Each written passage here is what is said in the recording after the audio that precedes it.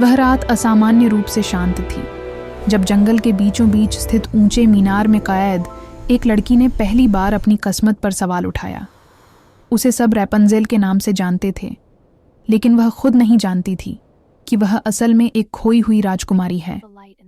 उसके सुनहरे बाल अंधेरे में भी चमकते थे, जैसे किसी पुरानी भविष्यवाणी की निशानी हो। मीनार की दीवारें ठंडी और निर्दयी थीं, और हर रात उसके दिल में एक अनजाना सा डर और उदासी जन्म लेती थी।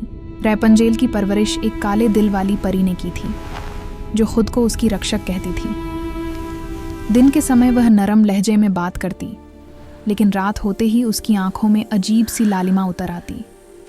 वह रैपंजेल को दुनिया से डराती, लोगों को क्रूर और बेरहम बताती, ताकि वह कभी मीनार से बाहर जाने का सपना भी न देखे। रैपंजेल उसकी बातों पर विश्वास तो करती थी, लेकिन दिल के किसी कोने में रोशनी की एक छोटी सी किरण अब भी जिंदा थी। हर सुबह रैपंजेल खिड़की से आसमान को देखती, जहां काले बादल धीरे धीरे सरकते रहते। पक्षियों की आवाजें उसे किसी और दुनिया की कहानियां सुनाती हुई लगती। उसे महसूस होता जैसे उसके भीतर कोई याद सोई हुई है, जो जागना चाहती है। कभी कभी उसे ऐसे सपने आते जिनमें एक भव्य महल, सुनहरा ताज और कुछ अनजान मगर अपने से चेहरे दिखाई देते। वह जाग कर रो पड़ती, क्योंकि वे सपने हकीकत से बहुत दूर लगते थे। समय बीतता गया और रैपंजेल के बाल और भी लंबे होते चले गए, मानो हर दिन उसकी कैद की गिनती कर रहे हों। काली परी उन्हीं बालों के सहारे मीनार पर चढ़ती और उनमें अपनी ताकत महसूस करती थी। लेकिन अब रैपंजेल को उन बालों से प्यार के साथ साथ नफरत भी होने लगी थी, क्योंकि वे उसकी गुलामी की निशानी थे।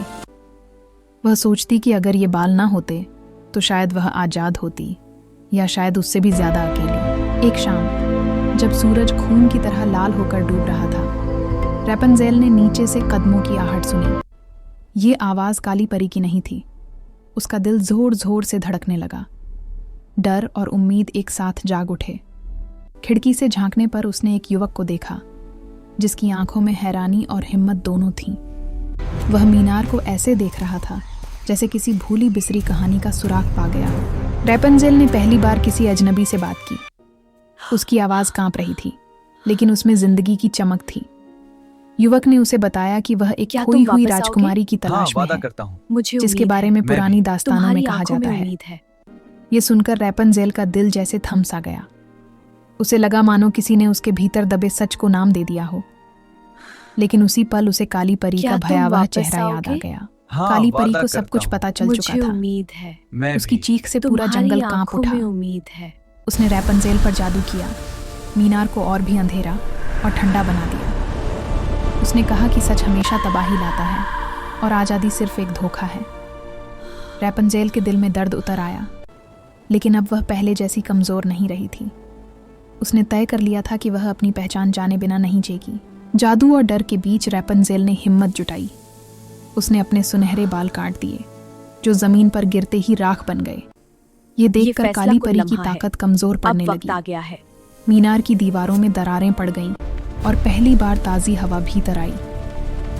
रैपंजेल ने आंखें बंद की और अपने दिल की आवाज़ सुनी, जो उसे आज़ादी की ओर बुला रही थी। जब सब कुछ शांत हो गया, अंत मीनार सिर्फ एक खाली खंडहर रह गया था। रैपंजेल बाहर खड़ी थी, कमज़ोर लेकिन आज़ाद। युवक ने उसका हाथ थामा, मगर असली ताकत उसके अपने भीतर थी। वह जान चुकी थी कि वह सिर्फ किसी कहानी की कैदी नहीं, बल्कि अपनी तकदीर की मालकिन है। अंधेरी परियों और डरावनी कहानियों के बावजूद खोई हुई राजकुमारी ने आखिरकार खुद को पा लिया।